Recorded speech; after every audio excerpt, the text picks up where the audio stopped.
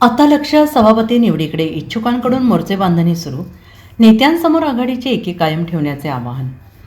जिल्हा परिषदेत काँग्रेस आणि दोन्ही राष्ट्रवादी पक्ष एकत्र येत बुधवारी सत्ता स्थापन केली आणि या निवडणुकीत भाजपला मोठा धक्का बसला.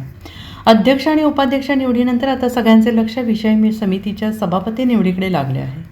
सत्ता स्थापनेत यश मिळवलेल्या आघाडीसाठी आता अंतर्गत समन्वय राखत सभापती निवडीत एकी टिकवणे हे मोठे आव्हान आहे. अध्यक्ष आणि उपाध्यक्ष पदाच्या निवडीत आघाडीने एकजूट दाखवत बाजी मारली, मात्र पुढील टप्प्यात सभापती पदांसाठी इच्छुकांची संख्या मोठी असल्याने अंतर्गत चुरस दिसत आहे. सभापतीपद मिळवण्यासाठी इच्छुक सदस्यांनी जोरदार हालचाली सुरू केल्या आहेत. त्यामुळे इच्छुकांची नाराजी दूर ठेवत संतुलन साधण्यासाठी नेत्यांची कसरत सुरू होणार आहे.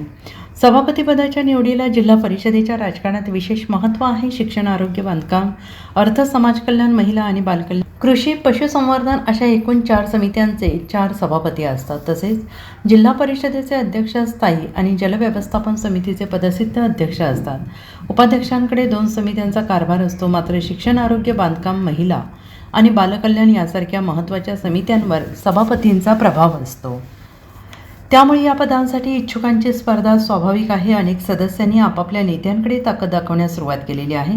अध्यक्ष उपाध्यक्ष निवडीत ज्या पद्धतीने समन्वय साधला गेला तोच फॉर्म्युला सभापती निवडीतही वापरला जाण्याची शक्यता वर्तवली जाते आहे.